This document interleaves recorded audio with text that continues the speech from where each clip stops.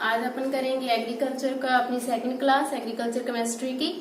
उसमें अपन ने चट्टानें शुरू कर रखी थी। प्रीवियस क्लास के अंदर अपन ने आग्नेय चट्टान कर ली थी, तो आज हम करेंगे अवसादी चट्टान।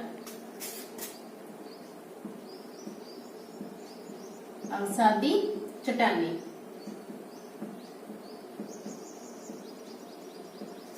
इन्हें कहते हैं सेडिमेंट्री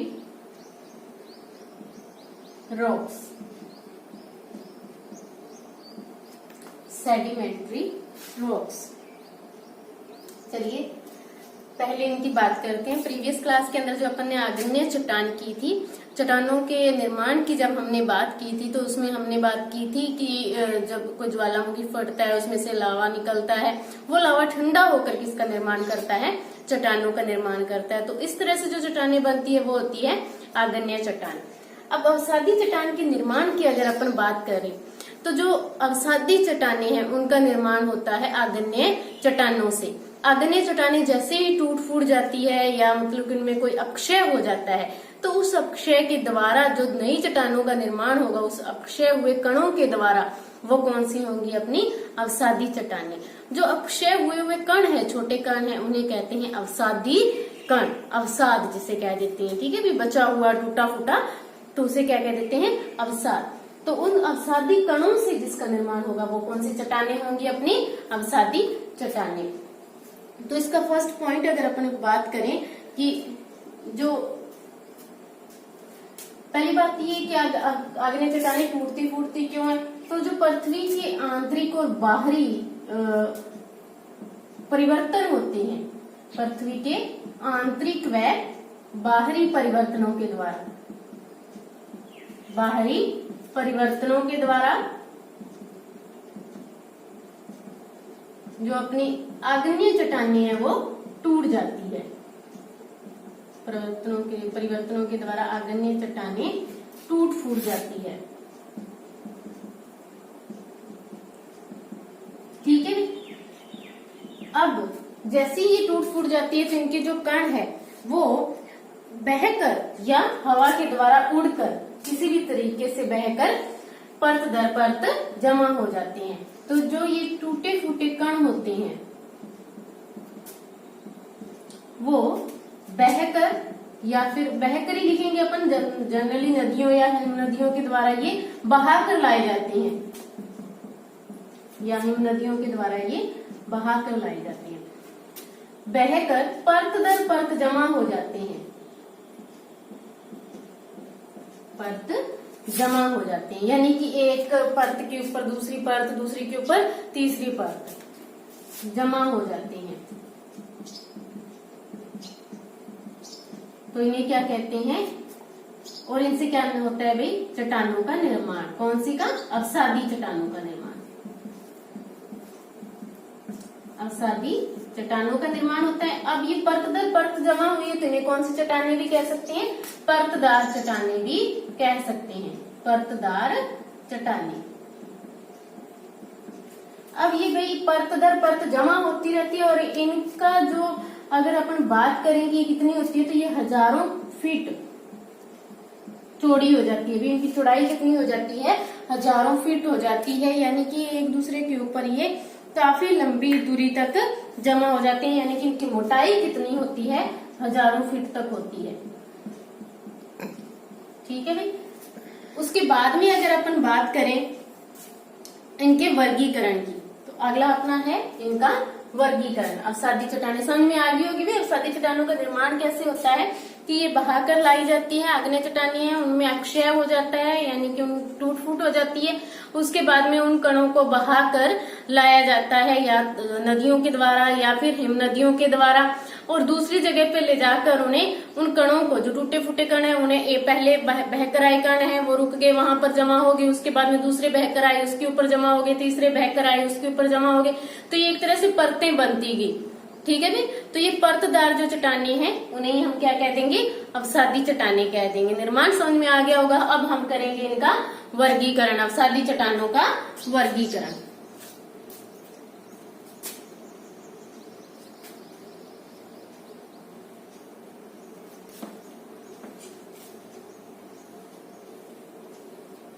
नेक्स्ट अपना क्वेश्चन है, टॉपिक है अवसादी चट्टानों का वर्गीकरण।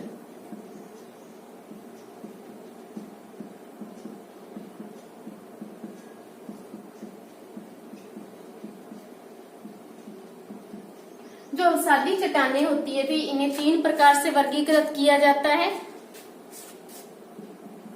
3 प्रकार से वर्गीकृत किया जाता है। कौन कौन से के आधार पर भाई? शैल चूर्ण या अवसादी कणों के द्वारा, शैल चूर्ण के द्वारा, या अपन बात करें तलछट मलबे के जमा होने के कारण, है ना भाई, तलछट मलबा या अवसादी कणों के जमा होने के आधार पर। ठीक है भाई, किस आधार पर वो जमा हुए, कैसे जमा हुए, उसके आधार पर कि जमा होने के आधार पर,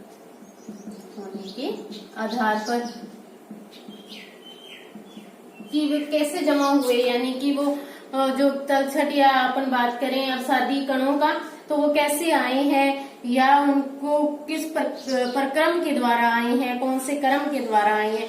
उसके बाद में है निर्माणकारी कारक के आधार पर। निर्माणकारी कारक भाई जिनसे चट्टानों का निर्माण हुआ है, जो उसके मेन कण हैं, जो उसके प्रिंसिपल पार्टिकल्स हैं, निर्माणकारी कणों के आधार पर।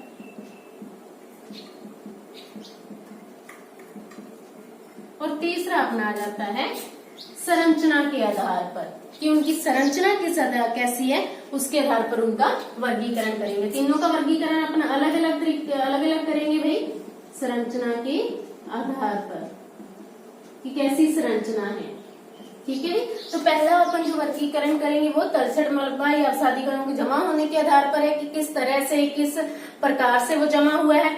दूसरा है निर्माणकारी कणों के आधार पर, कि जो निर्माणकारी कण थे उनमें क्या परिवर्तन आया है, यानी कि किसमें कौन से निर्माणकारी कण ज्यादा थे, कम थे, उनका संगठन कैसा था, उस आधार पर। तीसरा अपन करेंगे उसकी संरचना के आधार पर, कि अवसादी चट्टानों की अलग अलग संरचना होती है, तो उस संरचना के आधार पर। तो आज के टॉपिक में हम पहला उठाएंगे तलछट मलबा या अवसादी कणों के जमा होने के आधार पर। तलछट मलबा या अवसादी कणों के आधार पर। यहाँ तक समझ में आ गया होगा भाई, कोई दिक्कत नहीं होगी यहाँ तक। तो पहला अपन आज पहले का वर्गीकरण करेंगे, तलछट मलबा या अवसादी कणों के आधार पर।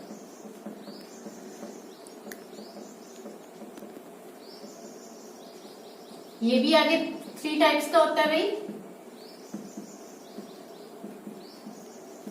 देखिए पहला कौन सा है? पहला है शैल चूर्ण द्वारा निर्माण। शैल चूर्ण, शैल क्या होती है? चट्टान। जो चट्टान टूट गई थी उसका चूर्ण बन गया था, उसके आधार पर शैल चूर्ण के आधार पर। ये फर्स्ट है अपना। सेकंड जो अपना है वो है जैविक चट्टानी। सेकंड कौन सा है?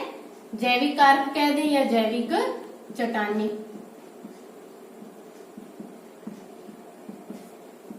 जैविक चट्टानी। जैविक कण कौन से होते हैं? पेड़ पौधे और ये भाई जीव जंतु। तीसरा है रासायनिक तत्वों के आधार पर, रासायनिक तत्वों से निर्मित चट्टानी, चट्टानी। 3 प्रकार हो गए भाई अपने। पहला हो गया शैल चूर्ण के आधार पर। शैल चूर्ण का मीन्स क्या है कि शैल होती है भाई चट्टान, तो चट्टान जब टूट फूट गई, आग्नेय चट्टान टूट फूट गई तो उसका चूर्ण बन गया, तो उसके आधार पर। दूसरा है जैविक चट्टानी। जैविक चट्टानी कौन सी होगी भी अपनी? जैसे कि जैविक कारक की अगर अपन बात करें, जैसे पेड़ पौधे होते हैं, ठीक है भाई, और छोटे जीव जंतु होते हैं, ये क्या होते हैं? जैविक तत्व होते हैं, इन्हीं के आधार पर। जो चट्टानों का निर्माण हुआ। तीसरा है रासायनिक तत्वों से निर्मित चट्टानें, यानी कि जो सादी आग्नेय चट्टान थी उनके अंदर जो रासायनिक तत्व थे वो बाहर कर लाए जाते हैं और फिर वो जमा हो जाते हैं। ठीक है भाई, उसके आधार पर तो पहला है शैल चूर्ण के आधार पर। देखो भी शैल चूर्ण के आधार पर अपन ने पहले जो ऊपर पढ़ा है वही होगा।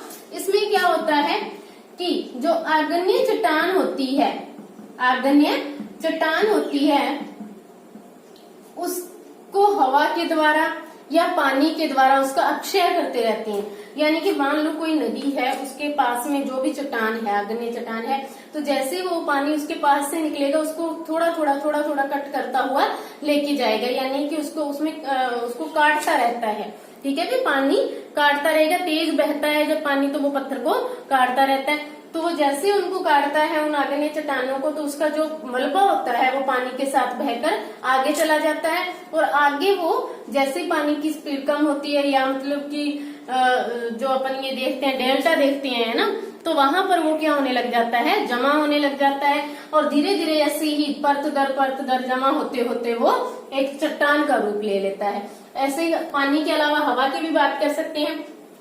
तेज हवा चलती है तब भी चट्टानों का अपक्षय होता है। तेज हवा क्या करती है, अपने साथ में चट्टान के ऊपरी पार्ट को, जो सबसे ऊपर का हिस्सा होता है उसको कट करके ले जाती है, उसके छोटे छोटे कणों को अपने साथ में उड़ाकर ले जाती है और आगे जाकर कहीं पे उसे जमा कर देती है। बार बार ऐसा होता रहता है और वो परत दर परत जमा होकर चट्टान का रूप ले लेते हैं। तो आग्नेय चट्टान है वो आग्नेय चट्टानों के आग्नेय चट्टानों का अपक्षय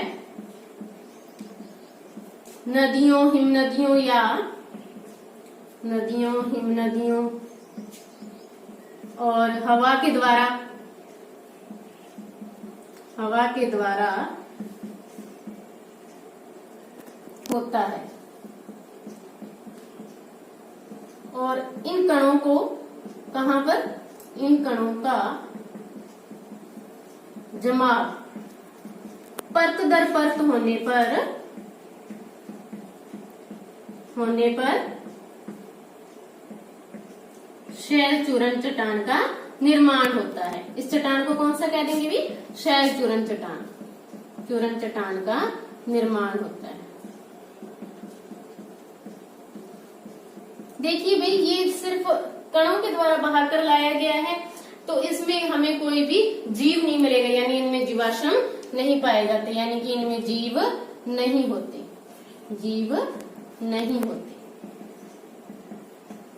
ठीक है भी, इन चट्टानों की खासियत क्या है, हमें पता है कि ये सिर्फ हवा के द्वारा और पानी के द्वारा बहा कर लाए गए कण हैं, तो इनके अंदर कोई भी जीव नहीं होगा, यानी कि जीवाश्म नहीं होंगे, यानी कि जीवों के अवशेष नहीं होंगे, ये जिन्हें हम जीवाश्म कह देते हैं, जीवों के अवशेष नहीं होते।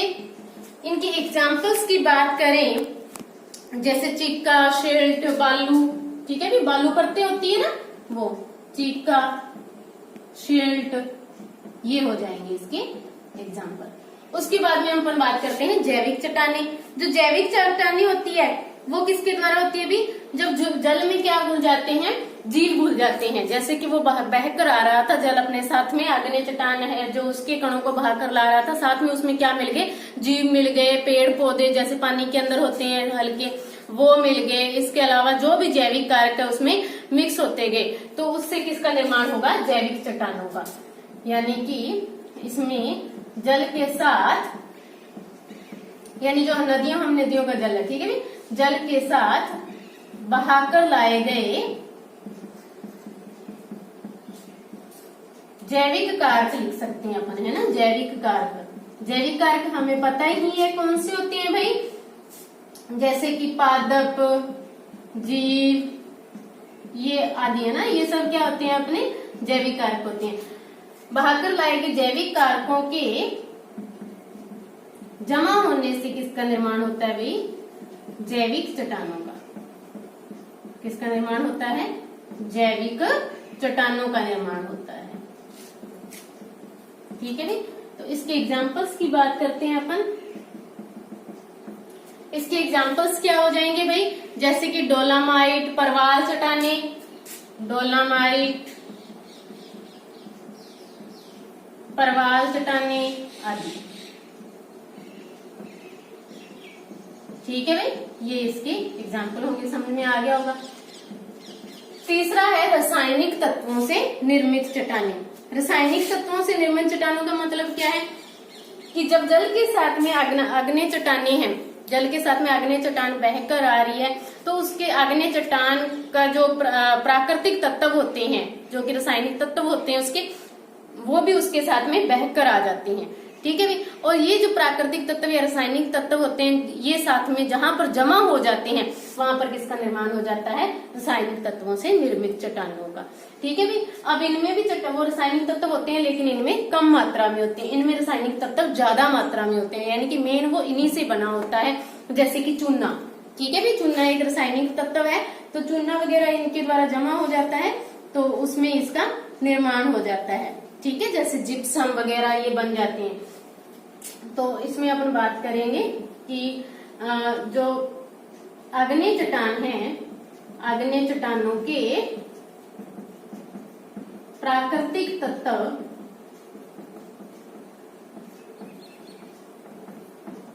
जल के साथ बहकर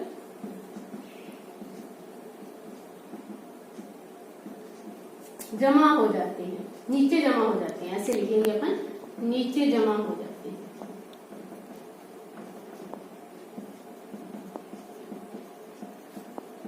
और इन्हीं रासायनिक तत्वों से किसका निर्माण होता है भाई? इन्हीं रासायनिक तत्वों से चट्टानों का निर्माण होता है। ठीक है भाई, तो इसके एग्जाम्पल जैसे जिप्सम, क्या हो जाएगा भाई? जिप्सम। ठीक है भाई, समझ में आ गया।